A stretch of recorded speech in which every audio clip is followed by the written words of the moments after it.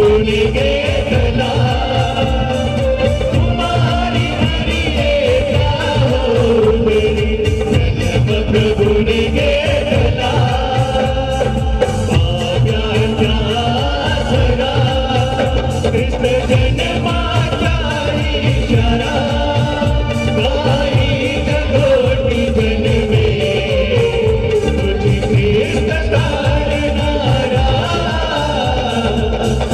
चम चम के तारा तारा तारा तारा चम चम के तारा ख्रिस्त जन्माचा इशारा काही जगोटी जन्मे तुझी ख्रिस्त तारणारा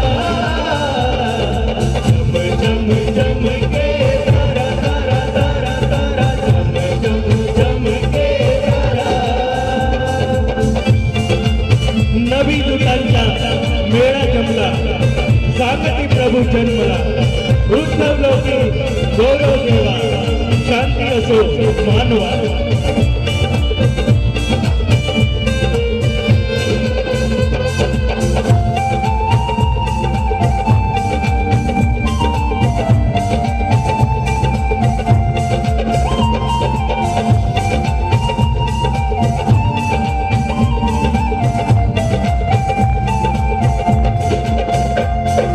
नवी दूतांचा मेळा जमला स्वागती प्रभू जन्मला उद्धवलो की गौरव देवा शांती असो मानवा नवी दूतांचा मेळा जमला स्वागती प्रभू जन्मला उद्धवलो की गौरव देवा शांती असो मानवा सारा पाप पसारा ख्रिस्त जन्माचा इशारा काही जगोटी जन्मे तुझी ख्रिस्त तारणारा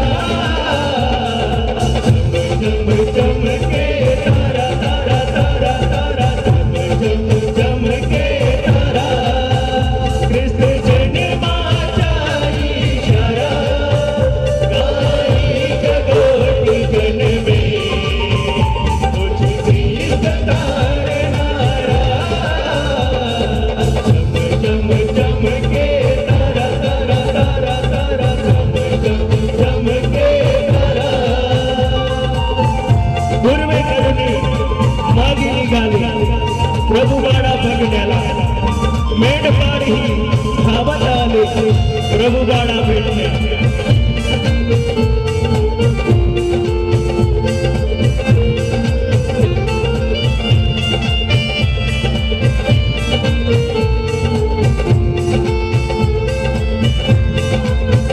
गुरवे करुणी मागे निघाले प्रभू बाळा बघण्याला मेंढपाळ ही धावत आले प्रभू बाळा भेटल्या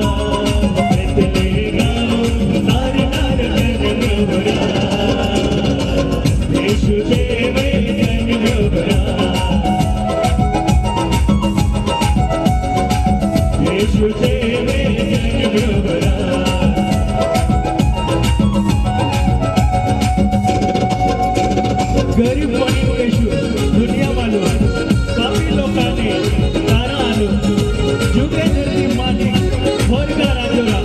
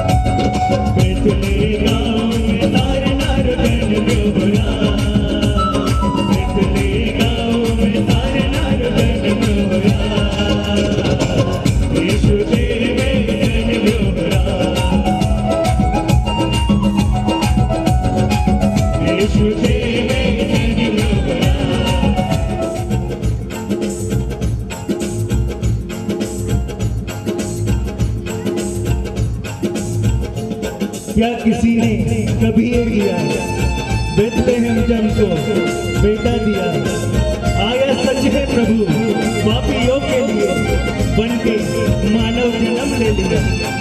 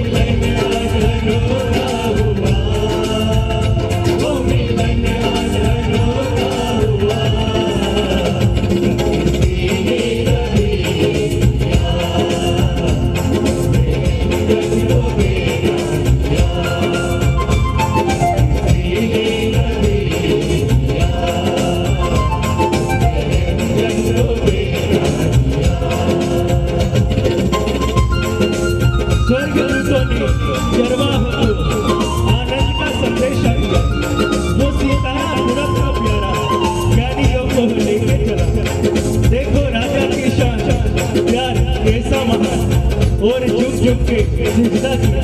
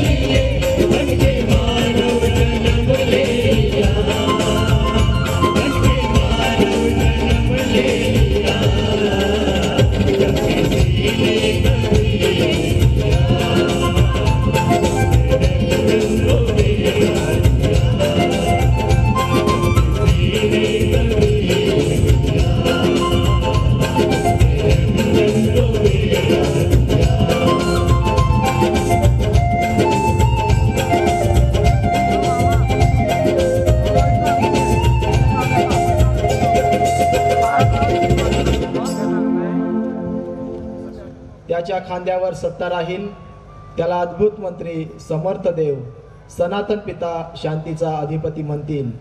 त्याच्या सत्तावृद्धीला व शांतीला अंत नसणार. तो दाविदाच्या सिंहासनावर बसून त्याचे साम्राज्य चालविल आणि तेथून पुढे ते सर्व काळ न्यायाने व धर्माने दृढ व स्थिर करील. सेनाधीश परमेश्वराचा आवेशे सिद्धीस नेईल.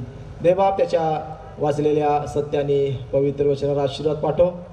या समयाला आपण प्रार्थना करू. पवित्र सर्वशक्तिमान आमच्या सदाजीवी अनुग्रहकारी परमेश्वर पित्या, तुझ्या नावाला धन्यवाद देतो प्रभू. तुझी स्तुती करतो, तुझी आराधना करतो. पुन्हा एक वार आजचा हा दिवस प्रभू तो आमच्या जीवनात तू जोडला आणि सकाळपासून तर प्रभू ह्या रात्रीच्या समयापर्यंत तो आम्हाला सांभाळलं.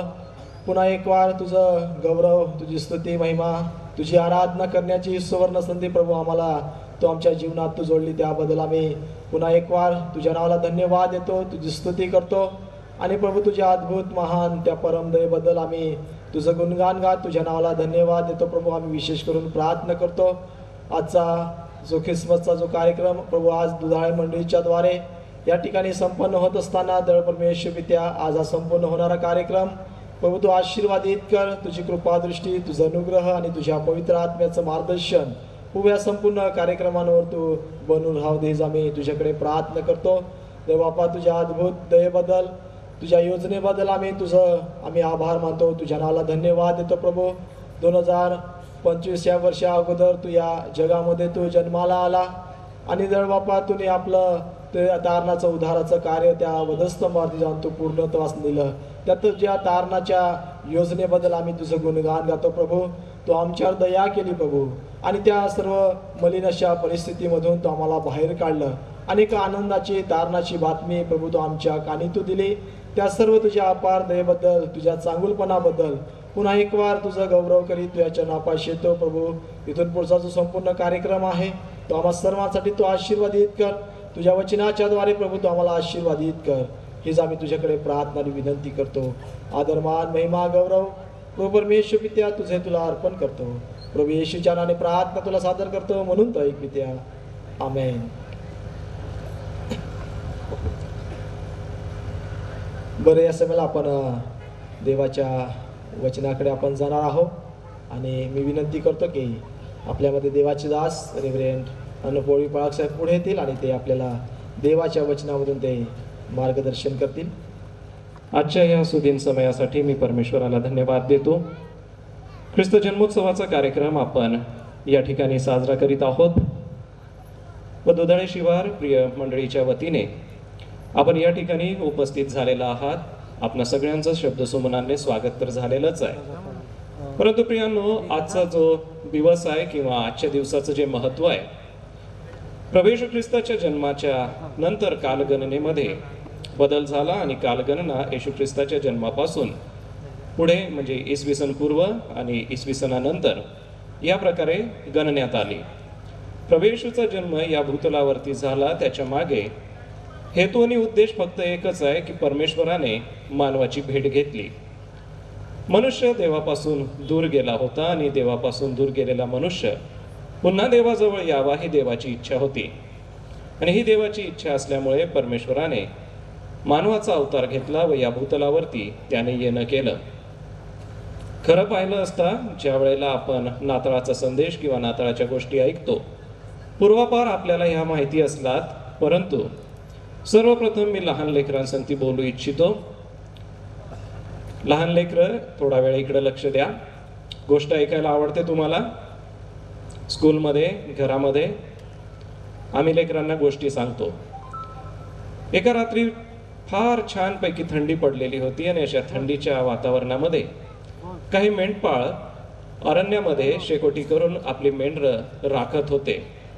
रात्री कोल्ह्यांपासून आणि रात्रीच्या सर्व प्रकारच्या चोरांपासून रक्षण व्हावं म्हणून हे मेंढपाळ आपल्या मेंढरांना कळपासंगती संरक्षण करून सांभाळत होते. आणि सांभाळत असताना अचानक असं झालं की त्यांच्यावरती जोराचा प्रकाश पडला, जसा आता हा लाईटचा प्रकाश आपल्यावरती पडतोय तसा. आता तुम्ही मला सांगा, रात्रीच्या अंधारामध्ये तुम्ही शेकोटी करत आहात आणि अशी शेकोटी करत असताना अचानक उजेड पडला डोळ्यावरती किंवा आजूबाजूला प्रकाश झाला तर तुम्हाला काय वाटेल? भीती वाटेल, नाही का मजा वाटेल? अचानक घडलेली घटना ज्या वेळेला घडते त्यावेळेला आम्हाला भीती वाटते आणि तीच भीती तेथे असलेल्या मेंढपाळांना वाटली, कारण ते आपले कळप राखत होते.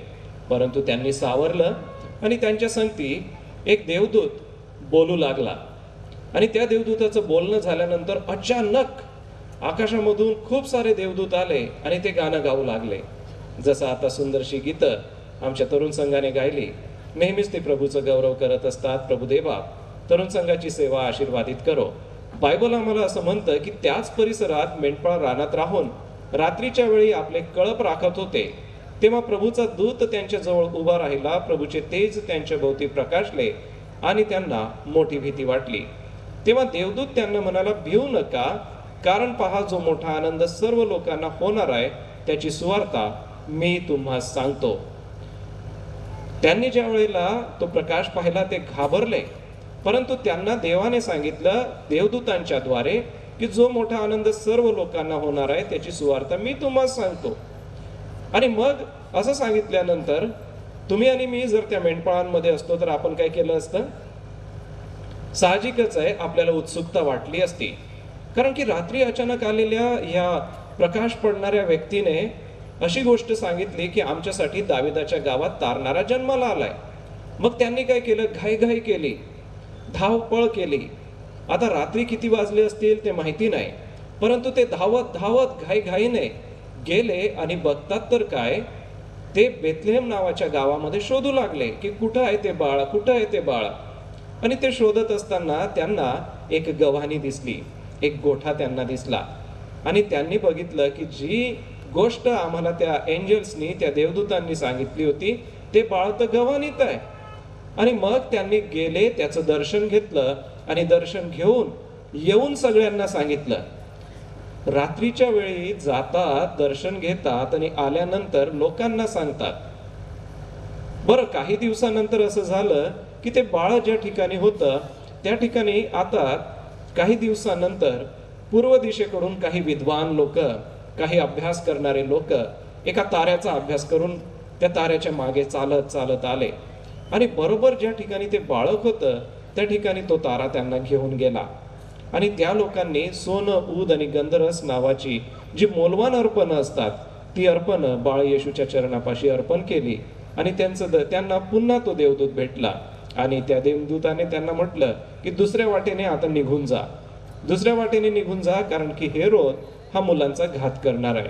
आणि मग ते लोक दुसऱ्या वाटेने निघून गेले. हा एंजल पुन्हा योसेफ आणि मरिया यांच्याकडे गेला आणि त्यांना म्हणाला की हेरोद मुलाला मारून टाकणार आहे, म्हणून तुम्ही असं करा, मिसर देशाला पळून जा. आणि मग ते नवरा बायको त्या छोट्याशा बाळाला घेतात आणि बेथलेहेम नावाच्या गावातून मिस्रामध्ये निघून जातात. 2 वर्ष होतात आणि 2 वर्षाची जी छोटी बालकं आहे त्या बालकांना तो हेरोद राजा फार चिडतो आणि म्हणतो की 2 वर्षाची जी बालकं आहेत त्यांची कत्तल करा, त्यांना संपवून टाका. त्याला असं वाटत होतं की येशू नावाचं हे जे बाळ जन्माला आलेलं आहे, इस्रायली लोक त्याला उद्धारणारा म्हणत आहे, तर आता ह्या बालकाला जिवंत ठेवायचं नाही, म्हणून त्या परिसरामध्ये असलेल्या सगळ्या बालकांची कत्तल करण्याचं त्याने ठरवलं आणि ते त्याने केलं. हेरोदाने हे केलं त्याचं स्मरण आजही जगामध्ये केलं जातं. आता येता 28 तारखेचा जो रविवार आहे हा चिल्ड्रन्स सेव्हिंग डे म्हणून संपूर्ण जगामध्ये, म्हणजे CNI जगतामध्ये ज्या ज्या ठिकाणी CNIचे चर्चेस आहे त्यांच्यामध्ये या दिवशी मंडळीतल्या बालकांचा सन्मान केला जातो. कारण की आख्यायिका अशी आहे की याच तारखेला हेरोदाने 2 वर्षाच्या आतील लेकरं संपवून टाकले होते. सांगायचं तात्पर्य हे की हेरोद हा जो होता एक क्रूर निर्दयी व्यक्ती होता आणि त्याने लेकरांची कत्तल करावी असा फरमान काढला आणि ते फरमान खरं ठरलं, लेकरांना संपवलं. आता या सगळ्या गोष्टींकडून आता थोडं प्रौढ मंडळीकडे आपण वळूया. तर बाळांनो, येशू ख्रिस्ताचा जन्म या जगामध्ये झाला त्या दिवशी किंवा त्या रात्री या घटना घडल्या. आता जे आपण मंडळीतून पोक्त आहोत किंवा जे प्रभू येशू ख्रिस्ताविषयी समजू इच्छितात आणि ज्यांना असं वाटतं की हा प्रभू येशू ख्रिस्त आहे तरी कोण आणि हे ख्रिस्ती लोक नाताळ सण का साजरा करतात, असे कितीतरी प्रश्न आमच्या संगती काम करणाऱ्या बंधू आणि भगिनींना पडत असतात.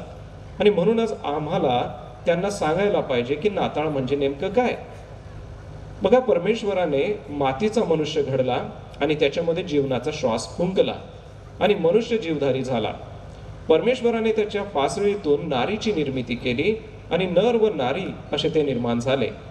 नर व नारी निर्माण केल्यानंतर परमेश्वराने त्यांना एदेन नावाच्या बागेमध्ये मशागत करण्यासाठी ठेवलं आणि त्यांना सांगितलं की बागेच्या मध्यभागी असलेल्या झाडाचं फळ खाऊ नका.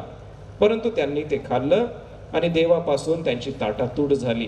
देवापासून ते दूर गेले आणि दूर गेलेल्या या मानवाला पुन्हा देवाजवळ आणण्यासाठी देवानेच उपाय केला.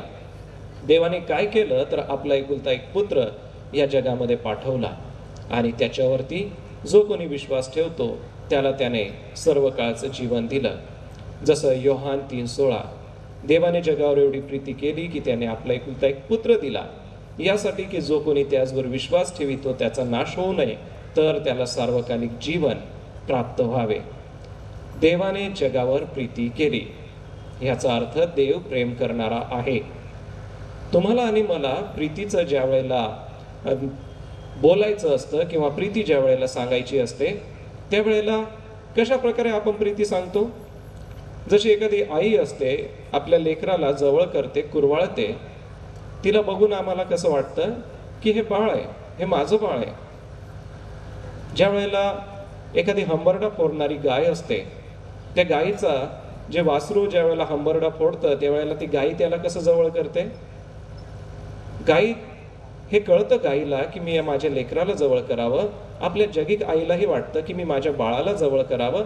ते एक प्रेमाचं प्रतीक आहे, ती एक प्रीती आहे. आणि ही जी प्रीती आहे तीच परमेश्वराने तुमच्यासाठी आणि माझ्यासाठी केली. आणि या प्रीतीपोटी त्याने मानवाचा अवतार घेऊन या भूतलावरती येणं केलं आणि आम्हा मानवाची भेट घेतली. प्रियजन हो, नाताळ किंवा ख्रिसमस म्हणजे हेच आहे की देवाने मानवाची भेट घेतली, कारण की त्याला प्रीती करणं आवडतं. मुळात परमेश्वराचा स्वभाव तो आहे. येशू ख्रिस्ताने म्हटलं की मी जीवनाची भाकर आहे. येशू ख्रिस्ताने म्हटलं की मार्ग, सत्य व जीवन मी आहे. येशू ख्रिस्त प्रीती करणारा आहे आणि तीच प्रीती त्याने तुम्हाला आणि मला दाखवली. आणि म्हणून ख्रिस्त जन्मोत्सव ज्या वेळेला आपण साजरा करतो त्यावेळेला ती प्रीती आपल्या जीवनातून आम्ही दाखवत असतो. देवाने जगावर प्रीती केली, आपला एकुलता एक पुत्र दिला. नाश होऊ नये ही परमेश्वराची अपेक्षा आहे. नाश म्हणजे काय? तर बघा, नाश म्हणजे आपलं जीवन संपून जाणं, आपल्या जीवनाचा अंत होणं. परंतु आपल्या जीवनाचा अंत न होता सर्व काळाचं जीवन आपण जगलं जावं, यासाठी प्रभू येशूने या जगात येऊन बलिदान दिलं आणि त्याच्या बलिदानाने आम्हाला मोकळीकता मिळाली, सुटका मिळाली. आता पापाचं बंधन नाही आणि मरणाचं बंधन मनुष्यावरती नाही, कारण की आम्ही असा विश्वास बाळगतो की मरण ही एक निद्रा आहे आणि ह्या निद्रेचा एक दिवस अंत होईल. पुन्हा आपली जी मूळ गोष्ट आहे त्याकडे वळत असताना आपल्याला हे सांगू इच्छितो की ज्याप्रमाणे त्या मेंढपाळांनी निर्णय घेतला की आता आम्हाला जाऊन बाळ येशूला बघायचं आहे, तर मग आज प्रभू येशू ख्रिस्ताच्या चरणापाशी आम्ही बसलेलो असताना, या खुल्या आकाशाखाली तुम्ही आणि मी देवाचं वचन ऐकत असताना त्याला भेटण्याची उत्सुकता तुम्हाला आहे का? येशू ख्रिस्त कोण आहे त्याला समजून घेण्याची इच्छा तुम्हाला आहे का? रात्रीची वेळ होती, मेंढपाळ रानामध्ये होते, थंडी पडलेली असावी कारण की ते शेकोटी करत होते. आणि अशामध्ये त्यांच्यातील एकाही मेंढपाळाने असं नाही सांगितलं की जाऊ द्या सकाळी जाऊ. त्यांच्यातील कोणी एकानेही असं सांगितलं नाही की जाऊ द्या आता थंडी आहे. त्यांच्यातील एकानेही असं सांगितलं नाही की आम्ही गेल्यानंतर आमच्या मेंढरांची रखवाली कोण करेल? आम्ही गेल्यानंतर जर कोल्हा आला आणि मेंढर खाऊन गेला तर आम्ही काय करू? कसल्याही प्रकारचा बहाणा त्यांनी केला नाही. त्यांना निरोप मिळाला, ते लगेच निघाले आणि बाळ येशूचं जाऊन त्यांनी दर्शन घेतलं. बरं, घेतलंच नाही तर परत जाऊन लोकांना सांगितलं की आमच्यासाठी तारणारा जन्माला आलेला आहे आणि तो ख्रिस्त प्रभू आहे. तारणारा म्हणजे उद्धार करणारा, सुटका देणारा, बंधनातून सोडवणारा. आज जगातले कितीतरी बंधनांनी मनुष्याला जखडलेलं आहे. अंधश्रद्धा त्याच्यामध्ये एक असू शकतं, अज्ञान त्याच्यामध्ये एक असू शकतं. ही बंधनं आहेत आणि ही सगळी बंधनं तोडण्यासाठी देवाने ज्ञान दिलं, बुद्धी आणि चातुर्य दिलेलं आहे. कोणाचा नाश होऊ नये ही त्याची इच्छा आहे. जसं त्यांनी दर्शन घेऊन इतरांना सांगितलं, तर प्रभू येशू ख्रिस्ताकडे ज्या वेळेला तुम्ही पाहता त्यावेळेला ह्या दृष्टिकोनाने बघा की हा देव आहे आणि देव मानवाच्या भेटीला आलेला आहे. फरक एवढाच आहे की त्याने बाळकाचं रूप घेऊन या भूतलावरती येणं केलं. आणि म्हणून ज्या ज्या वेळेला तुम्ही ख्रिस्ती गृहांमध्ये गव्हाणी बघता आणि त्याच्या जवळ असलेला मेंढपाळ तुम्ही बघता, तर त्याच्या मागे अर्थ हाच आहे की रात्रीच्या समयी मेंढपाळ आले आणि त्यांनी दर्शन घेतलं. मग तुम्ही आणि मी प्रभू येशूचं दर्शन घेण्यासाठी उत्सुक आहोत का? दुसरी गोष्ट, ज्या वेळेला ते जागा मिळत नव्हती त्या उतार शाळेच्या मालकाकडे जाऊन विनंती करत होते. मरियेचे भरते दिवस होते आणि अशा दिवसांमध्ये त्या मनुष्यालाही आपण आठवण करायला पाहिजे की त्याने आपलं घर उघडं नव्हतं, कारण की गावात खूप गर्दी झालेली होती. त्याला जमलं म्हणून त्याने गोठा निर्माण केला, गोठा त्यांना देऊन टाकला की ठीक आहे, तुम्ही गोठ्यामध्ये राहू शकता. कोण व्यक्ती आहे की आपल्या जवळच्या वस्तू दुसऱ्याला देईल? खरं पाहिलं असतं त्या व्यक्तीकडे देण्याचा स्वभाव होता किंवा मदत करण्याचा स्वभाव होता. गव्हाणी तर गव्हाणी त्याने ती उघडून दिली, गोठा तर गोठा त्याने तो उघडून दिला आणि सांगितलं की बाळा, तुम्ही उभयता येथे राहा. आणि त्या रात्री त्या बालकाचा जन्म झाला हे त्यांनी पाहिलं. ह्या सगळ्या गोष्टी आम्हाला हे दाखवतात की आम्ही मदत करण्यासाठी सिद्ध असावं. मेंढपाळांपासून हे शिकतो की आम्ही दर्शन घेण्यासाठी उत्सुक असावं. तर या मालकाकडून आम्ही हे शिकतो की आम्हाला गरजवंताला मदत करायची आहे. ख्रिसमस किंवा नाताळ म्हणजे काय? तर नाताळ म्हणजे तुम्ही गरजवंतांना मदत करा. जो तुमच्याकडे मदतीची अपेक्षा करतो, त्या मदतीची अपेक्षा करणाऱ्या प्रत्येक व्यक्तीला तुमच्याकडून मदत होणं गरजेचं आहे. येशू ख्रिस्ताने म्हटलं की मी भुकेला होतो तेव्हा तुम्ही मला अन्न दिलं का? उघडा होतो तेव्हा तुम्ही मला वस्त्र दिलेत का? मत्ती 24 जर तुम्ही वाचाल तर त्यामध्ये त्याचा उल्लेख आहे. मी तहानेला होतो तेव्हा तुम्ही मला पाणी दिलं का? या लहानातील कोणाला करता ते मला केल्यासारखं आहे. यावरून हेच दिसून येतं की ज्या प्रकारे त्या उतार शाळेचा मालक त्यांना जागा देतो व त्यांच्यामध्ये राहण्याची व्यवस्था करून देतो आणि त्या ठिकाणी प्रभू येशू ख्रिस्ताचा जन्म गव्हाणीमध्ये होतो. महत्वाचा मुद्दा या ठिकाणी आहे की त्यांनी जशी गव्हाणी दिली, त्यांनी जसा गोठा उघडून दिला, आज तुम्ही तुमचं मन त्याला उघडून देतात का? कारण की मनच आमचं असं आहे की ज्या सगळ्या गोष्टींसाठी तयार असलं पाहिजे. आमचं मन तयार असलं तर सगळ्या गोष्टी होतात. आणि परमेश्वराला आमच्याकडून कोणत्याही प्रकारच्या ह्या वस्तू नको आहेत. त्याला आमच्याकडून एकच अपेक्षा आहे की आमचं मन आम्ही त्याला द्यावं. आज आम्ही आमचं मन परमेश्वरासाठी उघडलेलं आहे का? नाताळ कितीतरी येतील आणि आतापर्यंत कितीतरी येऊन गेलेत. सण उत्सव करणं हा आमचा आनंद साजरा करण्याचा भाग आहे, परंतु हे सण उत्सव खऱ्या रीतीने आमचं जीवन बदलणारे आहेत का? त्या उतार शाळेच्या मालकाकडे परिस्थिती नव्हती, तरी पण त्याने परिस्थिती निर्माण केली आणि जी जागा त्याच्याकडे थोडीफार होती, म्हणजे गोठा जरी असला तरी त्याला असं वाटलं की यांचे भरते दिवस यांना मला ते दिलं पाहिजे. त्याने उघडून दिला आपला गोठा. तसं प्रियांनो, तुम्ही तुमचं मन परमेश्वरासाठी उघडता का? त्याच्यानंतर पूर्व दिशेकडून जे विद्वान आणि मागी अभ्यासक लोक आले, त्यांनी ताऱ्याचा शोध घेतला, अभ्यास केला आणि बाळ येशूच्या चरणापाशी येऊन अर्पण केली. परमेश्वराला सोनं रूप नको आहे, त्याला आमचं अर्पण हवं आहे ते अंतकरणाचं, आमच्या मनाचं. आज आम्ही काय अर्पण करतो देवाला? त्यांनी सोनं, ऊद आणि गंधरस हे प्रभू येशू ख्रिस्ताच्या राजवैभवाचं प्रतीक म्हणून त्याला अर्पण केलं. जे त्यांच्याकडे मोलवान होतं ते मोलवान त्यांनी दिलं. मग आज तुमच्या आणि माझ्याकडे मोलवान काय आहे? जर येथे असलेल्या प्रत्येकाला आम्ही प्रश्न विचारला की तुमच्यासाठी मोलवान वस्तू काय आहे, तर प्रत्येकाची उत्तरं वेगळी वेगळी असतील, परंतु 70 ते 80% उत्तर स्वतःचा जीव असणार आहे. कारण की आपल्यासाठी आपला जीव तितकाच प्रिय आहे जितका आम्हाला इतर गोष्टी प्रिय आहे. मग आम्ही आमचा जीव, आमचं अंतकरण किंवा आमचं जीवन परमेश्वराला देतो का? आमच्या जीवनामध्ये परमेश्वराचं ते प्रतीक दिसून येतं का? काही प्रश्न मी आपणासाठी सोडून जात आहे की जसं त्या मेंढपाळांनी निर्णय घेतला आणि प्रभू येशूचं दर्शन घेण्यासाठी होकार दिला व रात्रीच्या वेळी ते घाईघाईने गेले आणि दर्शन घेऊन दुसऱ्यांना पण सांगितलं. अनेक वेळेला असं होतं की आम्ही निर्णय घेतो प्रभू येशू ख्रिस्ताला पाहण्याचा, पवित्र शास्त्रामधून शोधण्याचा, त्याच्याविषयी अभ्यास करण्याचा, आणि तो सापडल्यानंतर इतरांना सांगण्यासाठी कदाचित आम्ही कमी पडतो. मग आपली ही कमतरता कशी दूर होईल?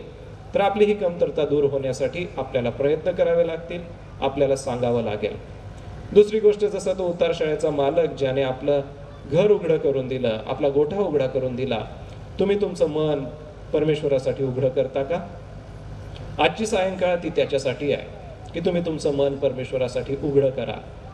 कारण की परमेश्वराला आमच्या अंतकरणात आणि आमच्या जीवनामध्ये येण्याचं आहे. इतर ज्या बाह्यकारी गोष्टी आहेत त्या मनुष्य स्वभावानुसार आहे, परंतु आमचं मन किंवा आमचं जीवन त्याला हवंय. आणि जसं ते मागे लोक अभ्यास करून आले, मोठा त्यांनी अभ्यास केला असावा, कितीतरी मैलांचा प्रवास त्यांनी केला असावा, आणि एवढा सगळा प्रवास करून परमेश्वराने त्यांचा प्रवास सफल केला. त्याच्यानंतर त्यांनी परमेश्वराला अर्पणं वाहिली. आज तुमच्याकडून परमेश्वर कोणत्या अर्पणाची अपेक्षा करत आहे? आमच्या जीवनाच्या अर्पणाची परमेश्वर अपेक्षा करत आहे. आम्ही आमचं जीवन परमेश्वराला द्यावं ही परमेश्वराची अपेक्षा आहे. प्रियजन हो, ख्रिस्त जन्मोत्सवाचा हा आनंद आपण साजरा करत असताना विविध गोष्टी आहेत आणि सगळ्याच गोष्टी आपण बघू शकत नाही किंवा एवढ्या कमी वेळामध्ये आपल्याला ऐकता येणार नाही. आणि मला ठाऊक आहे की आपण ज्या सांस्कृतिक कार्यक्रमासाठी जमलेलो आहे त्या कार्यक्रमामध्ये लहान लेकरं आहेत आणि त्यांना कार्यक्रम दाखवण्याची, या ठिकाणी तो आनंद उत्साहाने साजरा करण्याची इच्छा आहे. परंतु हा कार्यक्रम आपण ज्यासाठी साजरा करत आहोत त्याचं महत्त्व समजून घेणं तितकंच आपल्यासाठी गरजेचं आहे. परमेश्वराला मानवाची भेट घेणं फार आवडतं आणि म्हणून आदाम आणि हवा बागेत फिरत असताना परमेश्वर नित्य त्यांच्या संगती बागेत फिरत असे, त्यांच्यासोबत बोलत असे. परंतु ज्या दिवशी त्यांनी परमेश्वराचा शब्द मानला नाही, परमेश्वराचा शब्द नाकारला, त्या दिवसापासून त्यांचं बोलणं बंद झालं. त्यांना त्या बागेतून दूर निघून जावं लागलं. परमेश्वराने त्यांना त्या बागेतून काढून टाकलं. मग पुन्हा परमेश्वरासंगती बोलण्यासाठी आता परमेश्वराने एक उपाय करून पाठवला, तो म्हणजे ख्रिस्त येशू. ख्रिस्त येशू परमेश्वराचं प्रतीक आहे. त्याने मानवाचा अवतार घेतला आणि मानवाचा अवतार घेऊन मानवाची भेट घेतली. एका चित्रकाराने एक सुंदर चित्र काढलं, परंतु ते चित्र त्याने एका चर्चच्या छतावरती काढलं आणि पुष्कळ लोक ज्या वेळेला ते चित्र बघायला जायचे त्यांना वर मान करून ते चित्र बघावं लागायचं. प्रत्येकाची मान दुखायची, कारण इतकी सुंदर कलाकृती बारकाईने बघणं जड जात होतं. त्यांच्यामध्ये एक विद्वान आणि हुशार व्यक्ती होता. त्याने जमिनीवर आरसा आथरला आणि आता वरचं जे चित्र होतं, वरचं जे नक्षीकाम होतं, ते सगळं नक्षीकाम त्या आरशामध्ये दिसायला लागलं आणि लोकांची आता मान दुखायला नाही लागली. लोकांना स्पष्टपणे दिसायला लागलं की खाली काय आहे. वरती जे चित्र होतं ते हुबेहूब खाली दिसायला लागलं. अनेक वेळेला आम्ही परमेश्वराला शोधण्यासाठी आमची मान वर करतो आणि आकाशाकडे किंवा स्वर्गाकडे बघत असतो की ह्या स्वर्गातून आम्हाला परमेश्वर दिसेल. परंतु प्रियांनो, आम्हाला वर न बघता खाली जो प्रभू येशू ख्रिस्त या भूतलावर आला त्याच्याकडे बघणं गरजेचं आहे. प्रभू येशू ख्रिस्ताने जी शिकवण जगाला दिली तिच्याकडे बघणं गरजेचं आहे. प्रभू येशू ख्रिस्ताने प्रेम, प्रीती, शांती आणि आनंद ही शिकवण संपूर्ण जगाला दिली. प्रभू येशू ख्रिस्ताने आम्हाला शिकवलं की जसं लोकांनी तुम्हाशी वागावं असं तुम्हाला वाटतं तसं तुम्ही त्यांच्याशी वागा. जसे आपणावर तसे आपल्या शेजाऱ्यावर प्रीती करा आणि आपला देव परमेश्वर याच्यावर संपूर्ण मनाने, संपूर्ण जीवाने, संपूर्ण अंतकरणाने प्रीती करा. मग प्रियजन हो, आज आम्ही वर बघण्यापेक्षा भूतलावरती जो ख्रिस्त प्रगट झालेला आहे त्याच्याकडे बघूया. या सायंकाळी देवाच्या पवित्र वचनातून ख्रिसमसचा मेसेज आपल्या सगळ्यांना देत असताना एकच प्रोत्साहन देतो, ते म्हणजे जसं मेंढपाळांनी येशूचं दर्शन घेतलं तसं तुम्हीही प्रभू येशूचं दर्शन घ्या. त्या उतारशाळेच्या मालकाने जसं आपलं घर उघडं करून दिलं तसं तुमचं मन परमेश्वरासाठी उघडा. आणि जसं ते मागे लोक अर्पण घेऊन परमेश्वरासाठी आले, प्रभू येशूचं दर्शन घेऊन त्याला ती अर्पण केली, तसं तुम्ही आपली अंतकरणं परमेश्वराला अर्पण करा. कारण की परमेश्वराला आमच्या जीवनामध्ये येण्याची इच्छा आहे, परमेश्वराला आमच्या संगती बोलण्याची इच्छा आहे. आणि आता हे जे ख्रिस्त जन्मोत्सवाचे कार्यक्रम आपण बघत आहात, ऐकत आहात, विविध कार्यक्रम आपण बघणार आहात, विविध प्रतीका आहेत, वेगवेगळी चिन्ह आहेत, त्याविषयी आपण नंतर कधीतरी बघूया किंवा आपल्या स्थानिक मंडळीचे पाळक साहेब आपल्याला ते सांगतीलच. आजचा मेसेज किंवा आजचा आपल्याला प्रोत्साहन देण्याचा हेतू आणि उद्देश हाच आहे की परमेश्वराने मानवाची भेट घेतली, आता गरज आहे ती मानवाने परमेश्वराची भेट घ्यावी. कारण की परमेश्वराने तुम्हाला आणि मला सगळ्यांना स्वतंत्र इच्छाशक्ती दिलेली आहे, ज्याला फ्री विल म्हणतात. आणि ह्या स्वतंत्र इच्छाशक्तीमुळे आता आपली इच्छा असली तर आपण परमेश्वराचा शोध घेऊ शकतो, कारण झटून शोध करणाऱ्यांना परमेश्वर प्राप्त होत असतो. या मेसेजच्या द्वारे देव तुम्हाला सहाय्य करो, आपली कृपा आणि अनुग्रह सदैव पुरवो. धन्यवाद.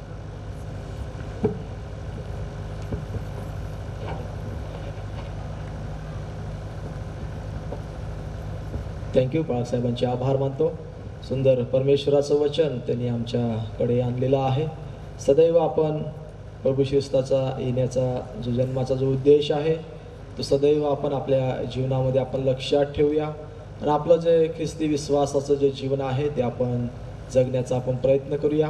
प्रभू ख्रिस्ताला आपला व्यक्तिगत जीवनाचा तारणारा म्हणून आपण स्वीकारूया आणि त्याप्रमाणे आपण जीवन जगूया. या समयाला मी पाळक साहेबांना विनंती करतो की 2 शब्द ते प्रार्थना करतील. हे दयाळू पित्या, आम्ही तुला धन्यवाद देतो कारण की ख्रिस्त जन्मोत्सवाचा आनंद आम्ही दुधाळे शिवार मंडळीच्या सोबत या ठिकाणी जमलेल्या प्रत्येक प्रियजनासोबत घेत आहोत. सुंदरशा गीत गायनाच्या द्वारे प्रभू या कार्याची आजच्या कार्यक्रमाची सुरुवात झाली.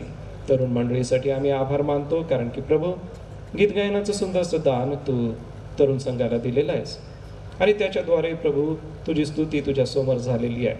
कारण की असंख्य देवदूत तुझी स्तुती करतात व स्तुतीचा गजर करतात. सोबतच देवबापा आजच्या कार्यक्रमाचं संपूर्ण आयोजन आणि नियोजन स्थानिक दुधाळे मंडळीच्या प्रत्येक सभासदाने केलेलं आहे.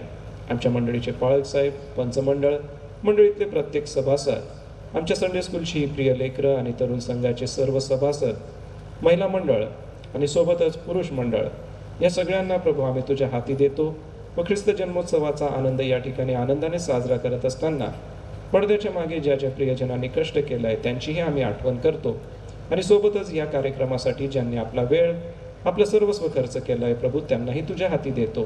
सोबतच देवबापा आम्ही तुला धन्यवाद देतो जमलेल्या सर्व प्रिय मंडळीसाठी. प्रिय प्रभू, आज ऐकलेल्या वचनानुसार जीवन जगण्यास आम्हा प्रत्येकाचं तू सहाय्य करता हो, मार्गदर्शक हो व या सर्वस्वाच्याद्वारे दयाळू देवबापा तुझं गौरव होऊ दे. सर्व प्रकारच्या तांत्रिक अडचणींपासून या कार्यक्रमाचं संरक्षण कर व पुढील कार्यक्रम अतिशय आशीर्वादित आणि परमेश्वरा तुझं गौरव करणारा, सारा आदरमान महिमा तुला देणारा असा होऊ दे. ही प्रार्थना प्रभू येशूच्या गोड आणि सुमधुर नावात केली म्हणून तो ऐक. आमेन. आभार मान. सर्वांना प्रभू येशू ख्रिस्ताच्या नावात सलाम सांगते. पृथ्वी आकाशविरहित व शून्य होती, जलनिधीच्या पृष्ठभागावर अंधकार होता आणि देवाचा आत्मा जलावर तळपत होता. देव बोलला, प्रकाश हो, आणि त्याच्या शब्दमात्राने प्रकाश झाला. देव बोलला, जलाच्या मध्यभागी अंतराळ हो व ते जलास दुभागणारे हो, आणि तसेच झाले जसं देव बोलला. देवाने शब्द बोलला आणि जलाच्या एका ठिकाणी संचय झाला, कोरडी भूमी दृष्टीस पडली. देव बोलला, हिरवळ, बीज देणारी वनस्पती आणि आपापल्या परी सबीज फळे देणारी फळझाडे भूमी आपल्यावर उपजवो, आणि मग तसंच झालं. देवाच्या शब्दाने चिन्हे, ऋतू, दिवस आणि वर्ष दाखवणाऱ्या ज्योती निर्माण झाल्या, म्हणजे सूर्य, चंद्र आणि तारे. देवाच्या शब्दाने पक्ष्यांचे थवे, जीव जंतू, प्रचंड जलचर, जलात गजबजणारे आणि संचार करणारे प्रत्येक जातीचे सर्व जीव आणि प्रत्येक सपक्ष प्राणी निर्माण केले. देवाने आपल्या प्रतिरूपाचा मनुष्य निर्माण केला, त्याच्यात आपला श्वास फुंकला आणि मग आपण त्यांना नर आणि नारी असं म्हणू लागलो. अशी ती निर्माण केली. आज आपण त्याचेच वंशज म्हणून आणि प्रतिनिधित्व म्हणून इथे सर्व हजर आहोत आणि अशा सार्वभौम परमेश्वराचे, राजांच्या राजाचे, आमच्या प्रभू येशू ख्रिस्ताचे आम्ही जोरदार टाळ्यांच्या गजरात प्रथम स्वागत करू.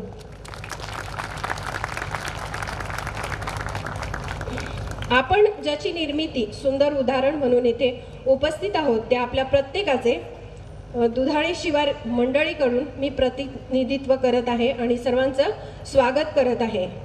ख्रिस्त जन्मोत्सवाच्या औचित्य साधून आपण सर्व या ठिकाणी आलात. आपले स्वागत करीत असताना आम्हाला खूप खूप आनंद होत आहे, कारण वर्षातून एकदा हा आनंद साजरा करण्याचा आम्हाला प्रसंग मिळतो आणि स्वागत सोहळा खूप न लांबवता थोडक्यात आपण तो संपवणार आहोत. आणि त्यासाठी मी सर्वप्रथम विनंती करते आपल्या SM ट्रस्टच्या चेअरमन सन्माननीय मिस मार्था सुतार यांना की त्यांनी आपल्या जागावर उभं राहावं. जर त्या असतील तर त्या आहेत का? बरं, नसतील तरी पण आम्ही त्यांचं स्वागत करत आहोत. तसेच मी विनंती करते की SM ट्रस्टचे कार्यकारी संचालक माननीय डॉक्टर राजेशजी वळवी सर व त्यांच्या सुविज्ञ पत्नी नूतन वर्षा वळवी मॅडम, ज्या ज्युनियर कॉलेज मराठी मीडियम नंदुरबारच्या माननीय प्राचार्य आहेत, त्यांना पुढे येण्याची विनंती करते आणि त्यांचं स्वागत पासम मनीष वळवी सर आणि आमच्या मंडळीचे पंच कांताताई ह्या करतील. सर प्लीज पुढे या. काही कारणास्तव मॅडम इथे नाहीत, पण आपण सरांचं स्वागत करत आहोत आणि जोरदार टाळ्या तुम्ही वाजवा.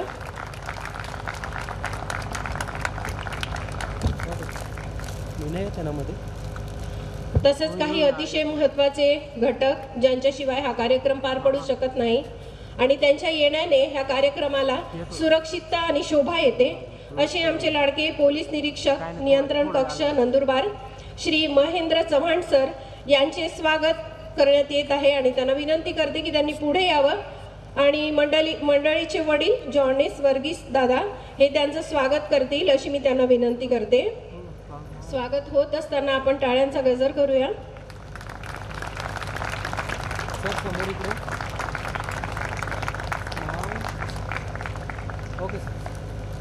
तसेच माननीय प्रवीण देवरे साहेब मुख्य लेखा व वित्त अधिकारी जिल्हा परिषद नंदुरबार यांचे आपण स्वागत करणार आहोत आणि मी त्यांना विनंती करेन की आपण पुढे या आणि त्यांचे स्वागत करण्यासाठी मी राजेशजी वळवी सर SM ट्रस्टचे संचालक आणि भीमसिंग दादा पाडवी ह्या दोघांना पुढे बोलवेन.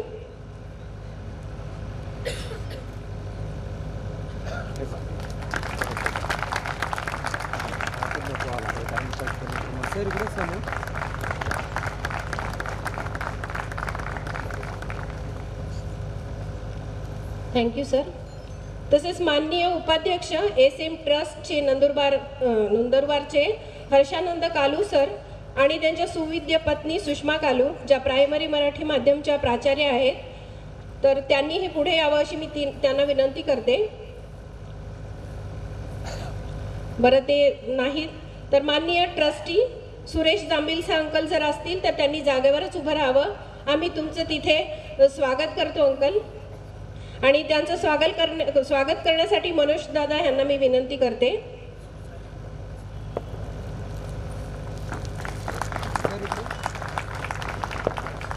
तसेच ज्यांनी आपल्या अनुभवाच्या अभ्यासाच्या आध्यात्मिक ज्ञानाच्या भांडारातून आम्हाला धर्माचरणाचे धडे दिले आणि अजून पुढे ते देतच आहेत असे आमचे रेव्हरंड पाळक सेवक वर्ग, रेव्हरंड जेज पठारी पाळक, रेव्हरंड LP वळवी पाळक साहेब, राजीव मार्गे पाळक साहेब ज्यांनी इथे काही वर्ष मागे सेवा दिली, ते जर हजर असतील तर त्यांनी त्यांच्या जागेवर उभं राहावं आणि मी विनंती करेन की मनोज दादा, मनीष दादा, झेरमा दादा यांनी जाऊन त्यांचं स्वागत करावं.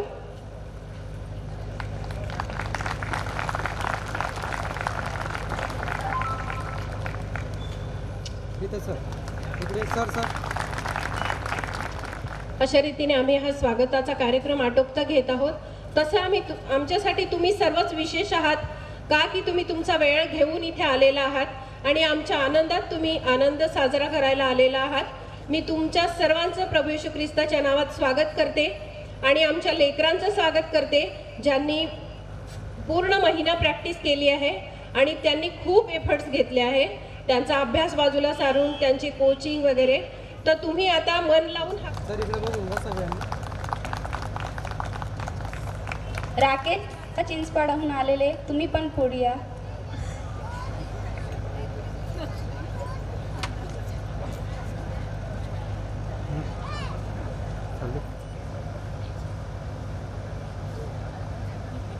सरांचं स्वागत झालेलं आहे.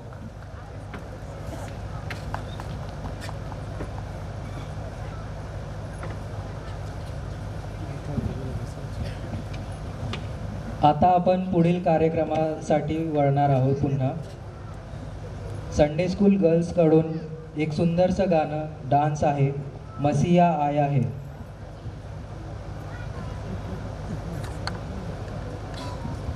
त्यानंतर संडे स्कूल बॉयज त्यांनी रेडी राहायचं आहे.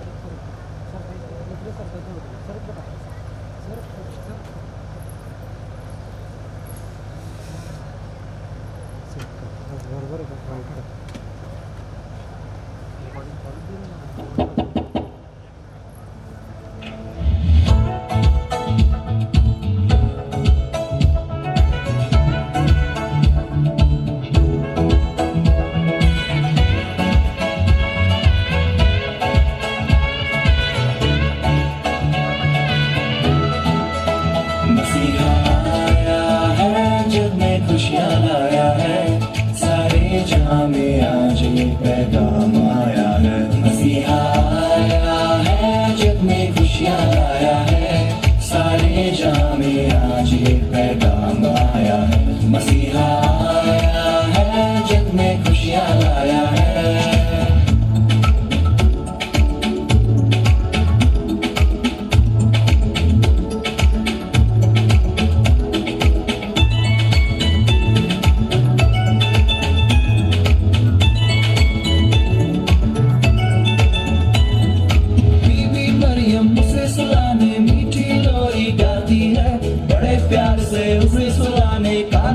सहलाती है बीबी मरियम, उसे सुलाने मीठी लोरी गाती है, बड़े प्यार से उसे सुलाने कानों पे सहलाती है। मसीह का राज आया है, तारे ने बतलाया है, मसीह का राज आया है, तारे ने बतलाया है। क्या मसीहा आया है, जग में खुशियाँ लाया है, सारे जहां में आज ये पैगाम आया है। मसीहा आया है, जग में खुशियाँ लाया है।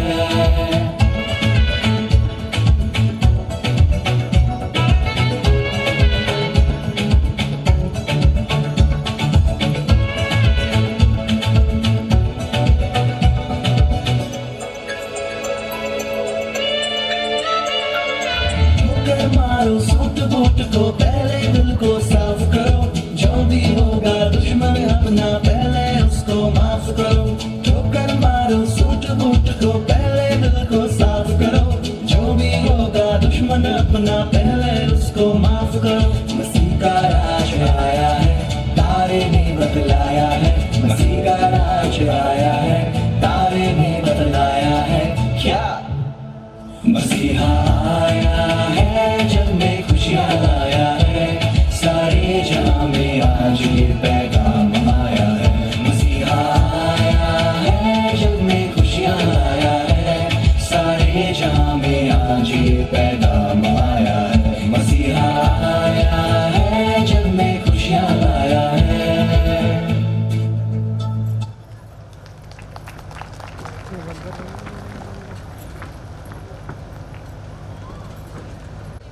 याचं मला एक स्वागत गीत होणार आहे आणि मी महिला मंडळाला विनंती करतो की आपण स्वागत गीतासाठी आपण स्टेजवर लवकरात लवकर या.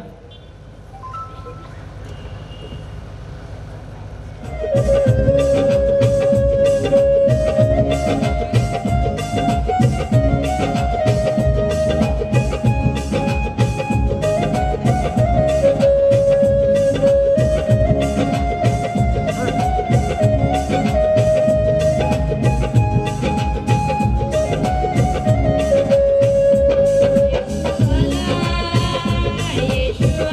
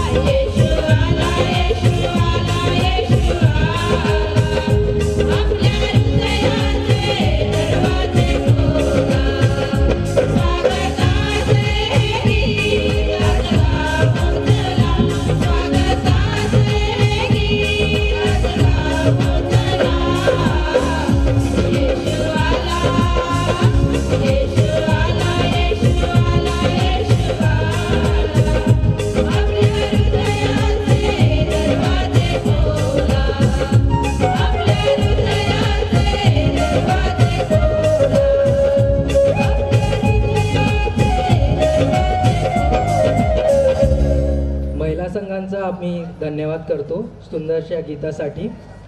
लहान मुलांचे निर्गस मन आणि प्रभूचा विश्वास हे नेहमीच आपल्याला प्रेरणा देतात. आता सादर होणार आहे संडे स्कूलकडून एक गीत, तू ही चला प्रभू.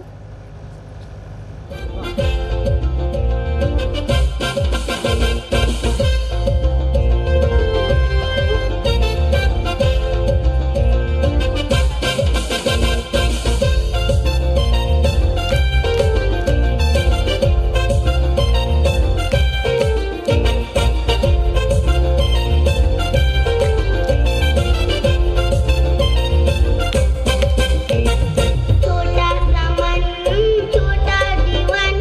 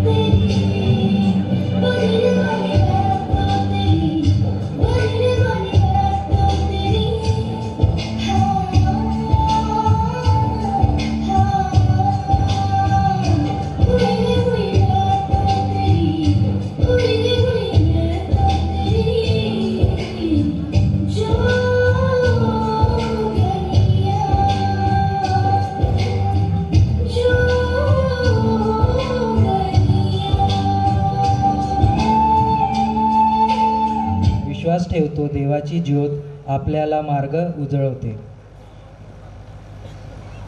आणि I would like to call all the participants in the drama. Please come on the stage. तुमच्यासमोर जे उभे आहेत त्यांचं मी इंट्रोडक्शन करतो. Deepika will played by Alishiba, Ruth will be played by Shalini, Aditi will be played by Prisha, Grace will be played by Khushboo, Stuti will be played by Preji, Thomas काका will be played by myself Nishan, मेंढपाळ will be played by R Selvina, Saurav and Sumit. After that, narrator is our Avin Padvi. Then Mary and Joseph will be played by Samruddhi and Ronak. Next, Angel will be played by Neha. Next, music and sound will be handled by Ashwini, Abhinav, Madhur and Roshan. Thank you. Over to the narrator, Avin Padvi.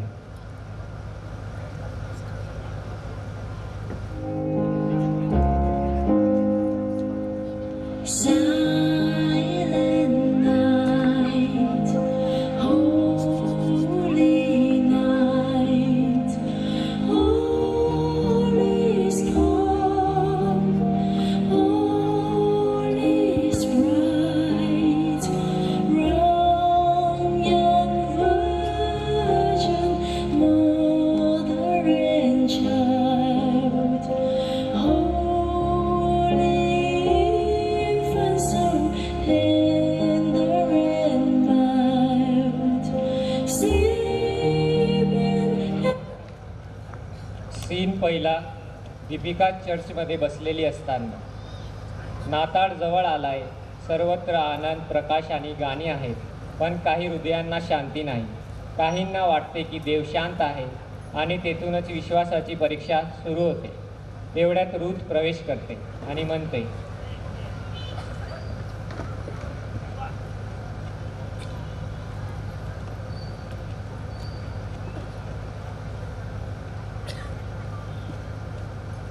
Deepika पुन्हा असंच बसली, काय झालं आता तुला?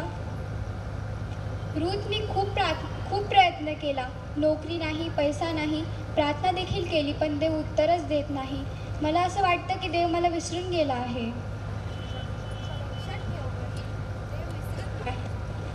लक्षात ठेव बहीण, देव विसरत नाही.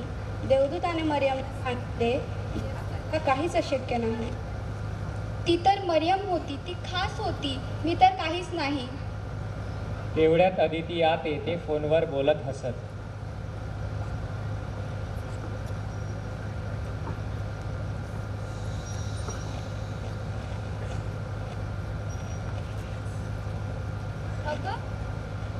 अगं अजूनही प्रार्थना.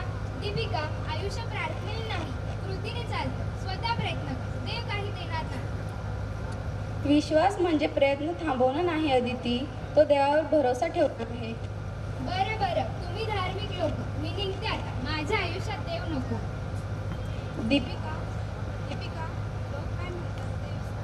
दीपिका लोक काय म्हणतात ते विसर, कारण वादात